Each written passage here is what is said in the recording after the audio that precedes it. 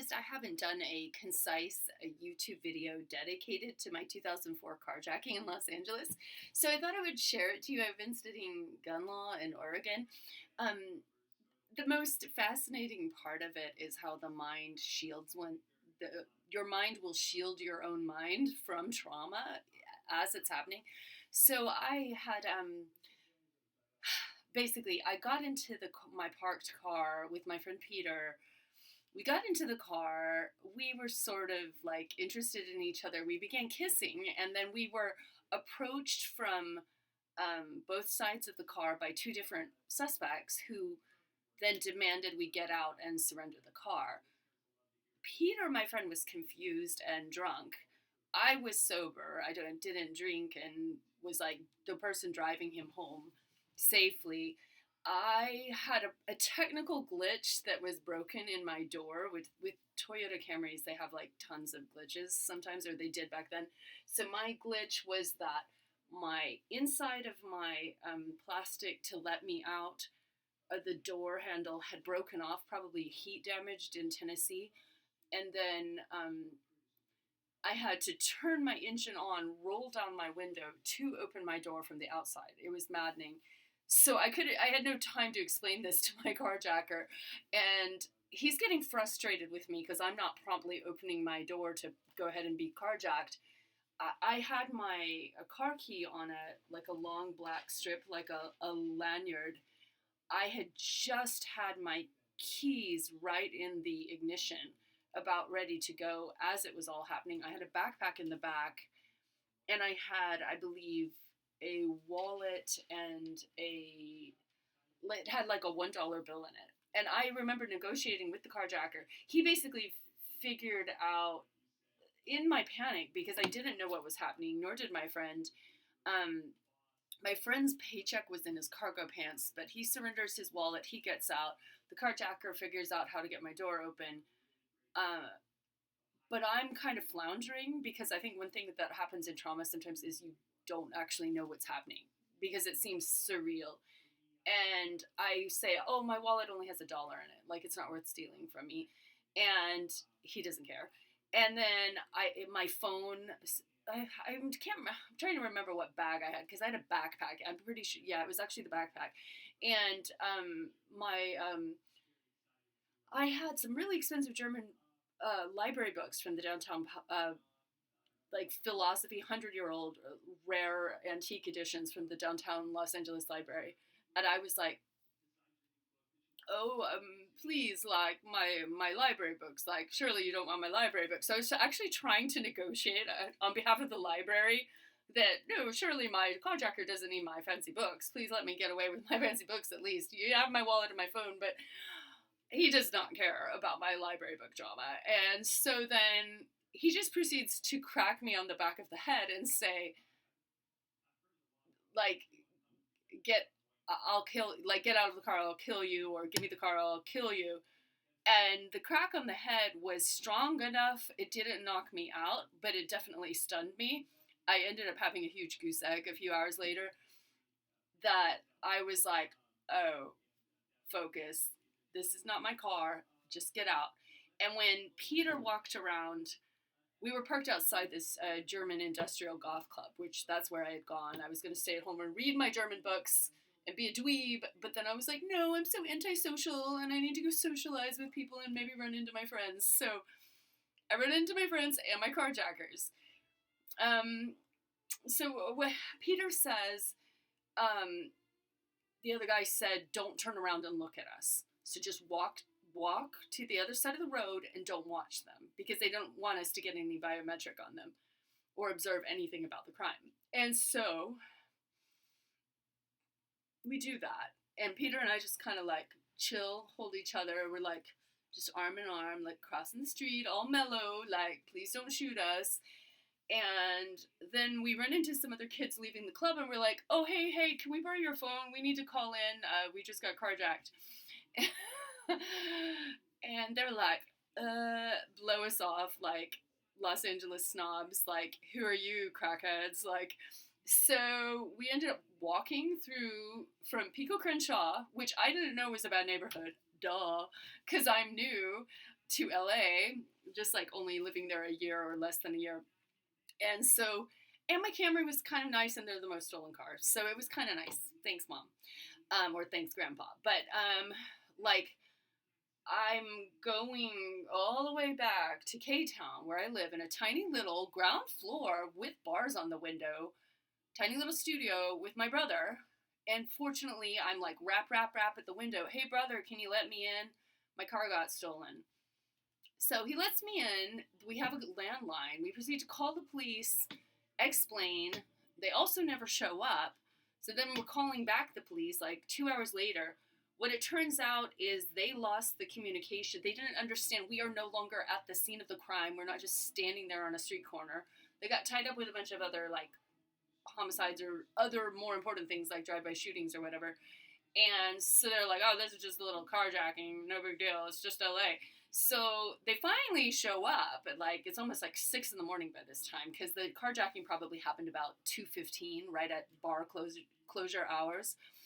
And they, you know, take the whole crime down, and they explained that they were over there waiting, they couldn't find us, and cell phone stolen. That made it more tricky. And this is like 2004, so I'm roughly like 26, 27, something like that. So the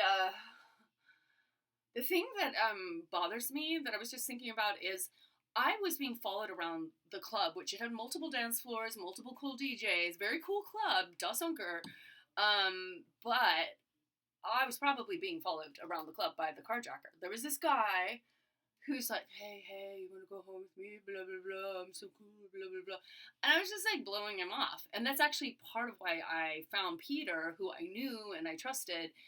And I was like, kind of like, hey, Peter, oh, yeah, you need a ride home? No problem. So I was going to drive him all the way to the valley, which is like a really long drive. And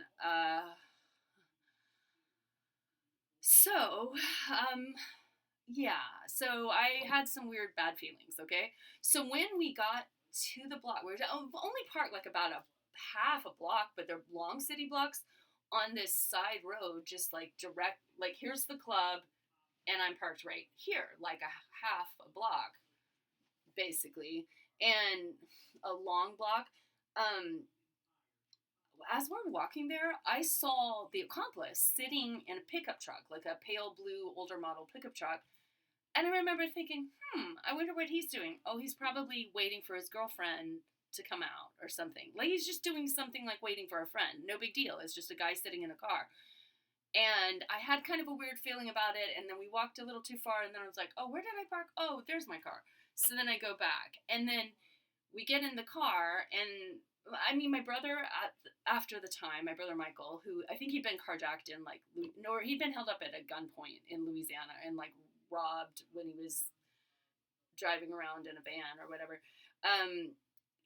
He was like, don't sit in an idle car. Don't sit in an idle car. And I'm like an environmentalist. I hate running an engine and blowing all this fumes of toxic pollution in the air. I do not like idling. But idling at that point where I'm like, feel safe, I'm with my friend, close your door, you're in your car. We got ambushed from both sides. My friend's credit card or debit card immediately got taken to a gas station where they tried to buy a case of cigarettes, you know, like the 10 packs of cigarettes, a tank of gas, probably for the pickup truck of the getaway car of the accomplice. LAPD, like about 30 hours later, because I thought I'd never see my car again. I was like, whatever, at least I'm alive. They were like, hey, do you have a Louis Vuitton bag that looks like blah, blah, blah? And I'm like, no, I don't. So they asked me to come into the local Hollywood station, I believe. I go in, and they're like, these suspects, they all look like somebody I never saw. So the carjacker, who is just wearing a hoodie and looked kind of like, he was basically, I don't know, probably like a 35-year-old kind of not too skinny, medium build kind of Latino guy. And then the carjacker accomplice, which was an older black gentleman. They probably turned the car over, is what the LAPD thought just like hot, which is they explained they steal a car, they sell it to a friend for like whatever, $700 or whatever, because now they no longer have proof that they made some quick cash basically. And that made sense to me. So whoever got caught driving my car was then probably going around mugging people with the car. So it was just a miracle. And I had the Radiohead Hail to the Thief bumper sticker on the back of it, which the thieves took off because maybe it made them feel guilty. They're like, what? She's celebrating our theft? But that was a funny irony. And then they lost my Tennessee plates, so I had to go and like get Cali plates, I guess. Yeah, if I recall. And I had to get a California license, which I had been delaying all that because that's annoying when you move from Tennessee to California. But okay, this is the weirdest part, and this is the part where I'm like, my trauma blocked what actually happened. In my mind, the big gigantic goose egg, which I started to feel once I'm like back at the house and we're waiting for the police and all this, I'm like, what the hell is that? Oh, I was like, oh, he hit me on the head, because it did cause me to be dazed, and I had just been kidnapped and raped and strangled like a couple years before in Tennessee. So I was like, carjacking, that's not too hard, pretty easy compared to what happened to me in Tennessee. And my mind protected me from the reality of how horrible what probably happened to me. I just always thought he used a household tool that you would get from a toolbox to hit me on the head with, like a wrench. I always thought it was a wrench. And it took me like 20 years to be like, oh God, it was probably a pistol. I was probably hit in the head with a pistol, and all it took was one firm knock, probably with the butt of the gun, to get me to like comply and get with the program of being carjacked. So be safe out there. Be careful. And I never liked sitting in parked cars. I never liked cars to begin with. Like after losing a friend to a drunk driver in 1994, God rest her soul, Andrea Broadbent. But I'm so happy to have made it through that. And I'm so happy that Peter got to hang with me. It was kind of a weird and exhilarating night. Oh, and here's the other fun part. So when the LAPD score my car back, so I'm like, whoa, this is cool. I go down to South Central on like a really long bus. And they're like, that'll be $240. You can get redeemed with like this certificate that you mail in, and 60 days later we'll give you back your impound fee.